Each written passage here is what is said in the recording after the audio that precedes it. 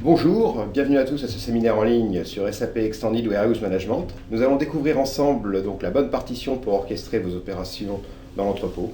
Je suis Richard Koum, compte exécutif Supply Chain SAP, et j'ai le plaisir d'accueillir Cyril Trouillet, directeur général d'Intelligence. Bonjour Cyril.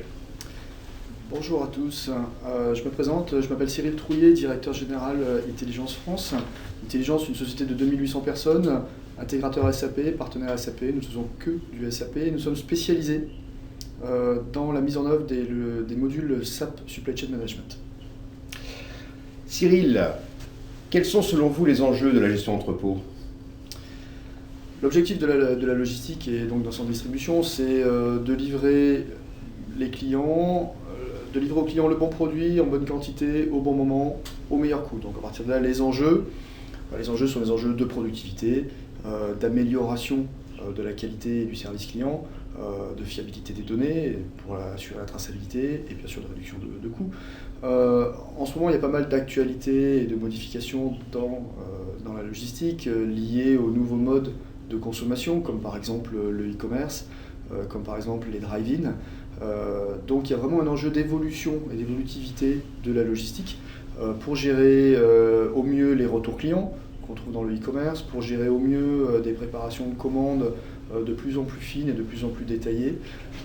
Voilà. Donc en ce moment, oui, il y a beaucoup de nouveaux besoins et donc de nouveaux enjeux sur la gestion entrepôt et la gestion logistique. Très bien, donc des enjeux effectivement importants. Et quelles sont les préoccupations que vous rencontrez chez nos clients ?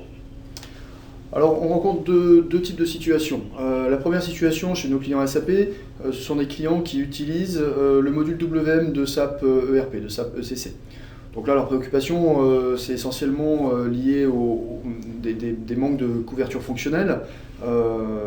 Donc, difficulté à faire évoluer WM vers les nouveaux besoins et les évolutions des processus logistiques. Généralement, il y a beaucoup de développements spécifiques, donc ce qui a un impact sur l'évolutivité de la solution. Et puis on trouve aussi des problèmes de performance lorsqu'on veut passer en temps réel, en radiofréquence, en vocal, et donc avec de l'acquisition temps réel d'informations. La deuxième situation qu'on rencontre, ce sont des clients SAP mais qui utilisent un WMS non SAP. Donc là, les préoccupations sont un petit peu différentes.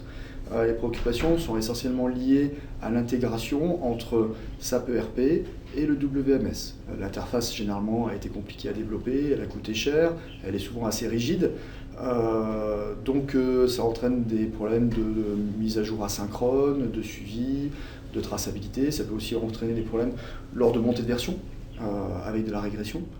Et puis on rencontre aussi des problèmes d'acceptation de ces solutions, puisque les utilisateurs ont souvent à jongler entre deux solutions, la solution SAP ERP et le WMS. Ça nécessite des besoins DSI, des compétences DSI supplémentaires. Puis finalement, on rencontre parfois aussi des problèmes de pérennité liés aux éditeurs de WMS et souvent aussi une offre de service réduite proposée aux clients. Voilà les deux types de préoccupations qu'on rencontre. Donc, si je comprends bien, la première, c'est effectivement pour les gens qui ont warehouse management, c'est un manque fonctionnel. Et la seconde, effectivement, c'est de grandes difficultés pour ceux qui ont un best of breed, soit d'interface ou parfois de pérennité d'éditeur. Et selon vous, Extended Warehouse Management répond-il à ces problématiques ? Alors oui, tout à fait. EWM, Extended Warehouse Management, donc c'est le WMS développé par SAP. C'est un WMS qui est sorti en 2005. On en est actuellement à la 6e version. Donc c'est quelque chose qui maintenant est parfaitement abouti, parfaitement stable, parfaitement robuste. Ce slide, ce transparent vous montre la couverture fonctionnelle avec ce qui est de l'ordre du classique en noir, du classique WMS, la gestion des flux de réception, tous les mouvements internes, inventaire et RAPRO, et puis toute la partie expédition, flux sortant. Donc là, on couvre les besoins de base d'un WMS. En rouge, on a les fonctions vraiment avancées de type best of breed, c'est vraiment solution métier très évoluée. Donc on va avoir par exemple la possibilité de faire du précolisage, de faire du kitting, de faire de l'acquisition et de gestion de produits à poids variable, de faire du cross-dock, de gérer et de suivre la performance des opérateurs. de gérer la cour, on a un module de gestion avancée des retours clients et retours fournisseurs, adapté au monde du e-commerce. On sait faire de la réimplantation de stock pour suivre les rotations produits. Voilà. Donc là, on pourra en parler pendant longtemps. On a vraiment un logiciel avec une couverture fonctionnelle très étendue pour répondre au maximum de besoins de nos clients. Alors, effectivement, un véritable best-of-breed qui n'a rien à voir avec Warehouse Management. Et pouvez-vous nous donner quelques exemples? Oui, alors on peut l'illustrer avec deux exemples fonctionnels et puis après un exemple technique. Premier exemple, la partie préparation de commande, qui est un sujet majeur dans un centre de distribution.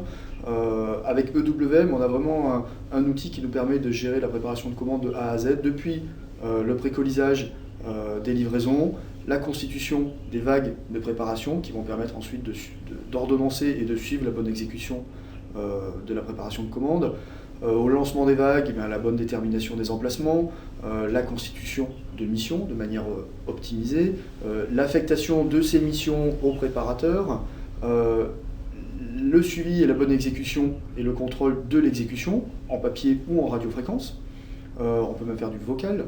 Et ensuite, les opérations à valeur ajoutée comme emballage, contrôle, consolidation, et puis jusqu'au chargement avec les annonces transporteurs, prise de rendez-vous, affectation de quai, chargement et les impressions, étiquettes, BL et documents d'expédition. Donc vraiment un processus très complet et des fonctionnalités très avancées pour suivre et gérer au mieux sa préparation de commande.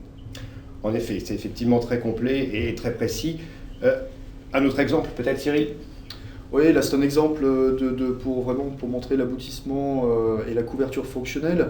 EWM intègre un WCS, c'est-à-dire un module qui permet de communiquer en temps réel avec des systèmes mécanisés externes, par exemple des transstockers, des convoyeurs, de la transitique, du trieur. Donc avec MFS, module de EWM, on peut vraiment en temps réel contrôler, piloter, remonter des alertes de ces systèmes mécanisés asservis, ce qui permet d'avoir dans un seul système, uniquement dans EWM, la couverture complète des alertes, des suivis, de tout ce qui se passe dans l'entrepôt, y compris les systèmes mécanisés. En effet, c'est effectivement très, très complet. Alors, sur la partie de l'intégration, on a beaucoup de nos clients qui constatent des difficultés quant à l'intégration entre le ERP SAP et un WMS tiers. Qu'en est-il de la solution Extended Warehouse Management? Bon, SAP livre, c'est le leitmotiv de SAP, c'est vraiment l'intégration. Donc EWM respecte entièrement ça. SAP livre tous les connecteurs qui permettent à SAP ERP et à SAP EWM de communiquer de manière cohérente, en temps réel, de manière robuste. Tout cet interfaçage, toute cette connexion entre les deux systèmes est vraiment standard, est vraiment livré, donc ne nécessite pas de développement. Et j'insiste, est particulièrement robuste et fiable, c'est-à-dire qu'on n'a pas à se poser de questions sur la cohérence des stocks, sur la cohérence des numéros de lot, sur la remontée des numéros de série, etc. C'est vraiment quelque chose de complètement packagé, de complètement sécurisé, livré par SAP. Très bien. Alors, l'architecture, quel est l'impact sur l'architecture? Alors ça c'est une question qu'on nous pose souvent, c'est-à-dire comment on fait quel est l'impact sur l'architecture technique de passer sur EWM. Alors là-dessus, il n'y a pas de scénario unique. La solution est capable de s'adapter à tous les cas de figure. Donc soit on peut installer EWM directement sur le système ERP. Donc c'est un nouveau module, un add-on, un nouveau module de l'ERP, donc ce qui fait que les utilisateurs ont un seul environnement de travail, ou on peut installer EWM sur sa propre plateforme technique pour avoir un logiciel de gestion d'entrepôt à part et connecté à l'ERP. Les deux architectures sont possibles, les deux architectures peuvent cohabiter éventuellement, et on va choisir l'une ou l'autre en fonction du cahier des charges et en fonction de l'existant du client, en fonction de la volumétrie, en fonction des nécessités de faire du temps réel par exemple, en fonction du niveau de version. Enfin, on peut avoir beaucoup de choses qui rentrent en ligne de compte, mais la solution là-dessus n'est pas un frein. On va pouvoir avoir plusieurs architectures possibles. D'accord, donc une architecture flexible et parfaitement adaptable. Alors, cette solution a été vendue par SAP, il y a de nombreux clients qui ont effectivement migré de Warehouse Management vers IWM. Avez-vous quelques références sur lesquelles vous pourriez nous expliquer un petit peu ce que vous avez fait et leur satisfaction, bien évidemment? Oui, bien sûr, on a choisi d'illustrer le propos avec 3 projets. Un premier projet chez Smurfit Kappa. Donc là, c'est une usine et un centre de distribution qui fait des outres pour des liquides alimentaires. Donc là, ça a été un projet très rapide. Et le bénéfice apporté à Smurfit Kappa, c'est d'avoir une solution complètement standard, alors que cette solution nécessitait des développements spécifiques nombreux dans WM.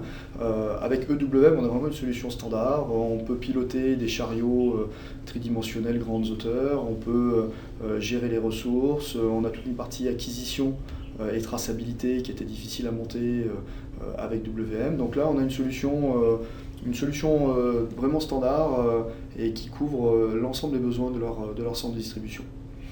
Deuxième exemple, c'est Alganim. C'est une société qui distribue, de nouveau qui est dans le monde de la distribution, en particulier de produits alimentaires périssables. Donc là, on a un entrepôt assez complexe avec 5 zones différentes à température contrôlée, donc depuis du très grand froid surgelé jusqu'à des températures contrôlées pour des produits frais.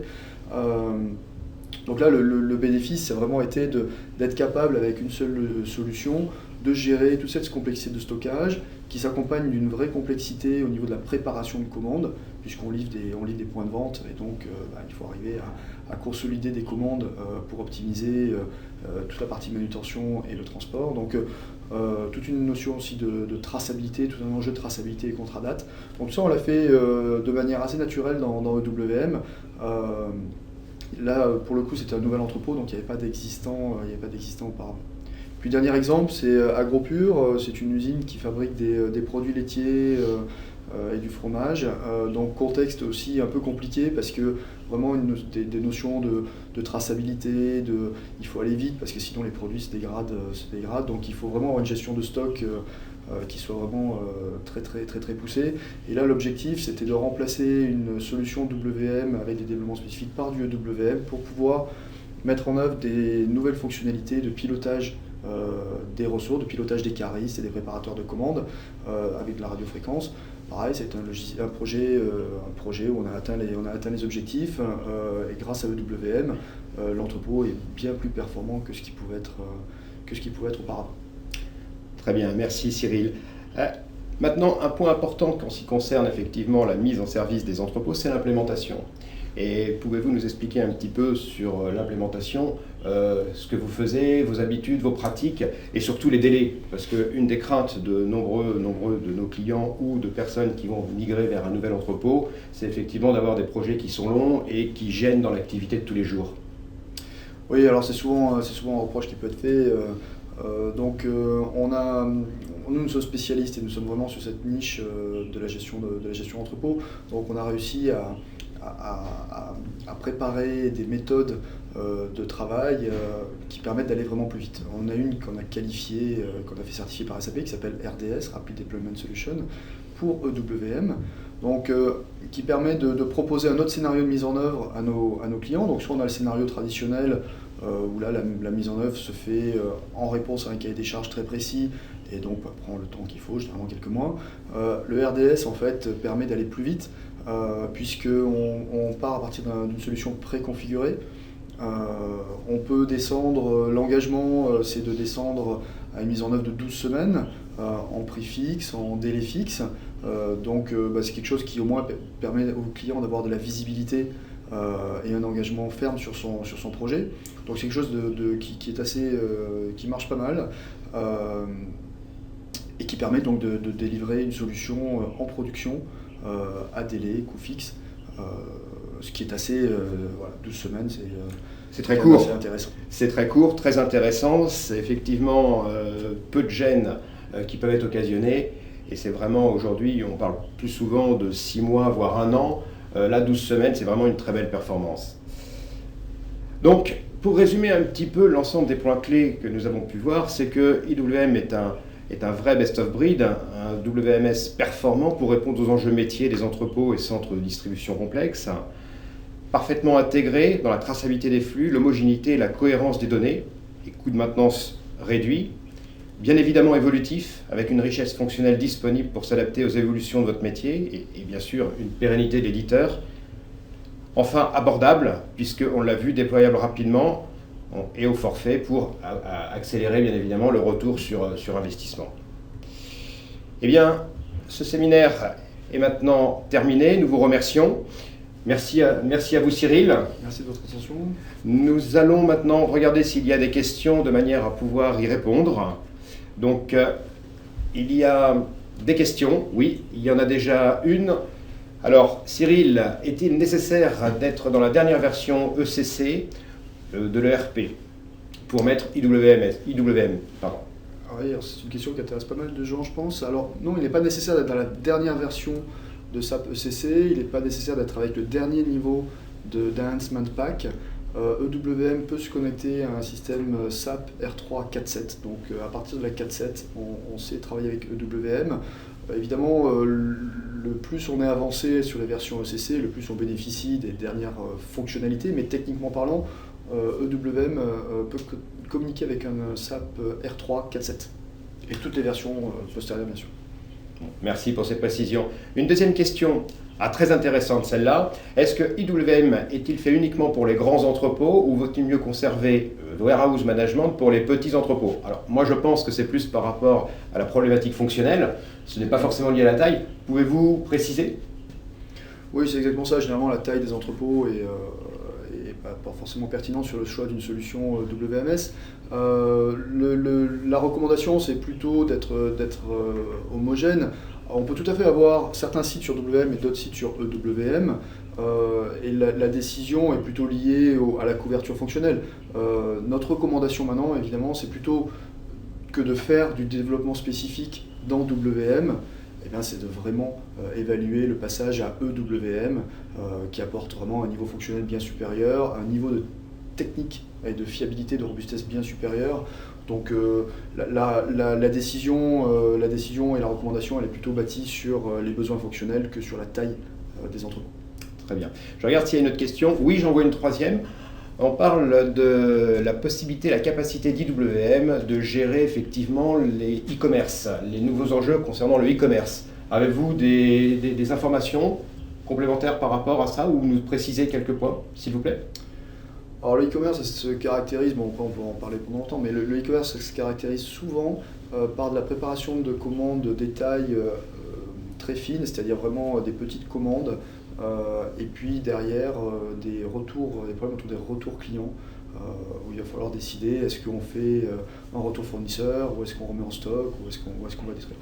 Donc il faut oui, des solutions, et EWM en est vraiment une, des solutions qui permettent de s'adapter à ces portefeuilles de commandes et à ces paniers moyens qui sont généralement beaucoup plus petits, avec une variabilité dans les références.